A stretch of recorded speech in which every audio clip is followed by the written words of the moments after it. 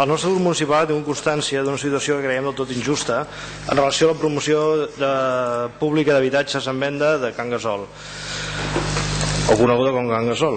Aquesta promoció d'habitatges de vivenda protegida que el nostre Ajuntament ha construït ha sortit a sorteig un preu de mercat molt proper o superior al d'una promoció en venda en el mercat lliure que es fa allà a prop, i que ha originat que els habitatges en règim de protecció oficial no hagin obtingut l'èxit esperat.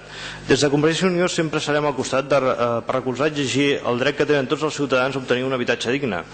Els habitatges en règim de protecció oficial van dirigits a aquells ciutadans amb les rendes més baixes i els és difícil adquirir un habitatge al mercat lliure. Recentment hem tingut coneixement que als adjudicataris d'aquesta promoció se'ls obliga a adquirir l'habitatge en plaça d'aparcament i traster.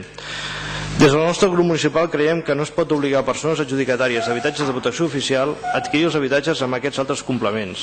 Aquest fet farà que incrementi el preu de compra i per tant les dificultats d'aconseguir un crèdit hipotecari. A més, cap persona té obligació de tenir un mitjà de transport privat i en el cas que el tingui tampoc té l'obligació d'estacionar-se en una plaça d'aparcament de propietat. Als estaments públics hem de garantir l'accés a l'habitatge, però no podem obligar a accedir-hi comprant aquest ni cap altre tipus de complement. Preguntes. Primera, per què s'obliga a comprar els habitatges en plaça d'aparcament i traster? Segona, quina serà la superfície en metres quadrats útils de les places d'aparcament més grans i quina la de les més petites de la promoció de protecció oficial coneguda com Can Gasol? Quina serà la superfície en metres quadrats útils dels trasters més grans i petits? S'ha vist obligada alguna persona adjudicatària a renunciar a l'adquisició de l'habitatge per aquesta condició? Ha demanat alguna persona adjudicatària a adquirir tan sols habitatge? Tenen coneixement de quantes persones van renunciar a presentar-se al concurs d'adjudicació degut a la condició que els obligava a comprar la plaça d'aparcament i el traster? L'habitatge és una necessitat. No pot ser que la gent hagi entès, com tenen vostès penjat a la pàgina web, per exemple, del grup PUMSA, es veu clarament que hi ha la plaça de pàrquing i va sumant després el paquet del pàrquing i el traster. No es pot obligar a una persona de protecció oficial a adquirir plaça de pàrquing i traster, i la gent és el que s'ha pensat, que els hi tocava això.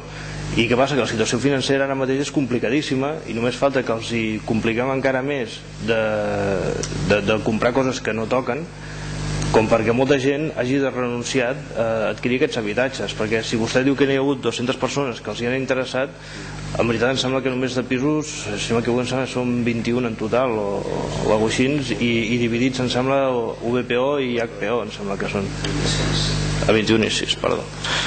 En fi, doncs voldria dir això. Llavors és que, clar, a més obligar a comprar a preu de 35.000 euros, home, hi ha la sensació que aquí s'està buscant més una rendibilitat empresarial que no pas enlloc un benefici social, perquè veiem, si el que m'ha dit ara vostè dels metres quadrats útils, que fins ara no ho sabíem perquè sempre se'ns deien 25 metres quadrats, ara resulta que els útils són 16 metres, 29.000 euros una plaça de pàrquing, 6.000 un traster, 35.000 euros en total, doncs són molts quartos. Això és mercat lliure absolutament, i fins i tot més i tot.